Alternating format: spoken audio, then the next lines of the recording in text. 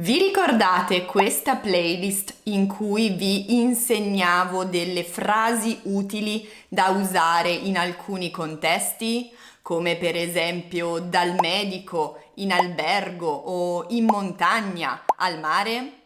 Bene, vi piaceva tantissimo e oggi voglio continuare questa serie di video e oggi vi porto in un negozio di abbigliamento.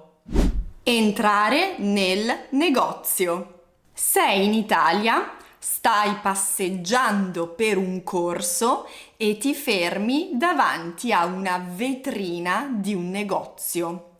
Decidi di entrare. Vediamo due dialoghi possibili. Scenario 1. Vuoi solo guardare. Buongiorno, dici. Posso aiutarla o posso aiutarti? Risponde la commessa. Se la commessa usa il formale, userà posso aiutarla. Se invece è più informale, più colloquiale, userà il tu e dirà posso aiutarti? Tu non vuoi comprare. Quindi potresti rispondere: no, grazie, do solo un'occhiata. Dare un'occhiata significa guardare i vestiti o le scarpe senza avere un vero bisogno di comprare qualcosa. Perfetto, risponde la commessa. Se hai bisogno, sono qui. O se ha bisogno, sono qui. Dipende se usa il formale o l'informale. Se ha bisogno, sono qui. È formale. Se hai bisogno, sono qui. È informale. Scenario 2. Hai bisogno di comprare qualcosa. Buongiorno. Posso aiutarla? O posso aiutarti? Hai due possibilità in questo caso. Sì, grazie. Cerco o sto cercando o vorrei e poi aggiungi quello che ti interessa. Per esempio, una gonna, un vestito, un paio di stivali. Oppure, sì, grazie, posso vedere il vestito in vetrina? Forse hai visto qualcosa che ti piaceva in vetrina e vuoi chiedere alla commessa di vederlo. Posso vedere il vestito in vetrina? La commessa risponde: certo, che taglia? Una 42, per favore. Perfetto, controllo in magazzino e torno subito. La parola taglia è molto importante nel negozio, significa la misura del vestito. La taglia in italiano è espressa o con un numero, per esempio la 40, la 42, la 44, eccetera, o anche con una lettera, per esempio una S, una M, una L, che ovviamente sta per una S small, una M medium e una L large. Chiedere informazioni. Vediamo adesso delle domande utili che potreste fare alla commessa. Dove posso trovare una gonna, un paio di stivali o una sciarpa? Dove posso trovare? Quanto costa? Se dopo abbiamo un oggetto singolare. Oppure quanto costano? Se dopo abbiamo un oggetto plurale. Per esempio, quanto costa questa gonna? O quanto costano questi stivali? Un'altra domanda importante è chiedere un'altra taglia se la vostra non è presente in negozio e potreste dire: avete questo vestito, gonna, maglione in una taglia più grande o più piccola? Una taglia più grande, una taglia più piccola. O magari non vi piace il colore di un vestito, ma vi piace il modello. Potreste dire: avete questo vestito, questa gonna, questo maglione in un altro colore? In un altro colore?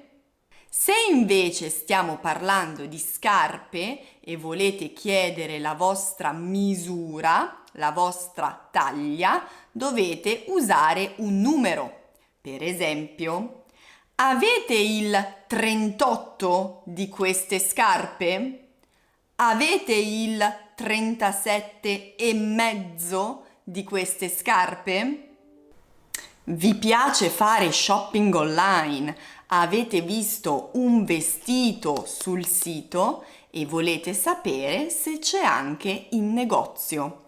La domanda è: ho visto questo vestito online o sul vostro sito. È disponibile qui in negozio? È disponibile qui in negozio? Un'altra domanda molto importante è: questo vestito è in saldo? È in saldo? Che significa: questo vestito è scontato? Cioè costa di meno? È in saldo? È scontato? Prima di andare alla prossima parte, facciamo un piccolo ripasso di vocabolario utile per l'abbigliamento. Per esempio, le fantasie. Le fantasie. Le fantasie in italiano sono a pois, a righe, a quadri, a rombi, a scacchi, a fiori, animalier, per esempio zebrato o leopardato, a tinta unita, cioè di un colore unico. I materiali invece di solito si esprimono con la preposizione di cotone, di lino, di seta, di lana, di jeans. Per quanto riguarda i colori, questi colori fanno l'accordo in genere e in numero. Significa che si comportano come un aggettivo della prima categoria che fa l'accordo con il maschile e il femminile, il singolare o il plurale. Per esempio, una gonna rossa, ma i pantaloni rossi, le scarpe rosse o una maglietta rossa. Invece questi colori non fanno mai l'accordo in genere e in numero, rimangono sempre invariabili. Per esempio, una maglietta blu, un paio di jeans blu, gli stivali blu e le gonne blu. Provare un capo di abbigliamento. Se avete trovato qualcosa che vi piace e volete provarlo, cioè metterlo per capire se vi sta bene o vi sta male, ecco qualche domanda o qualche frase molto utile. Posso provare questa gonna? Il verbo fondamentale è provare. Posso provare questa gonna? Dov'è il camerino? Dov'è il camerino? O potete anche usare il plurale. Dove sono i camerini? cioè quella parte del negozio dove è possibile provare i vestiti. Scusi, potrebbe portarmi una taglia più grande o più piccola? Scusi, potrebbe portarmi una taglia più grande o una taglia più piccola? Alla commessa potreste anche chiedere: mi sta bene? Mi sta male? O mi sta grande? Mi sta piccolo? O anche mi sta stretto? O mi sta largo? Tutte domande per capire se l'abito sta bene addosso o no. Stare grande, stare piccolo, stare largo, stare stretto.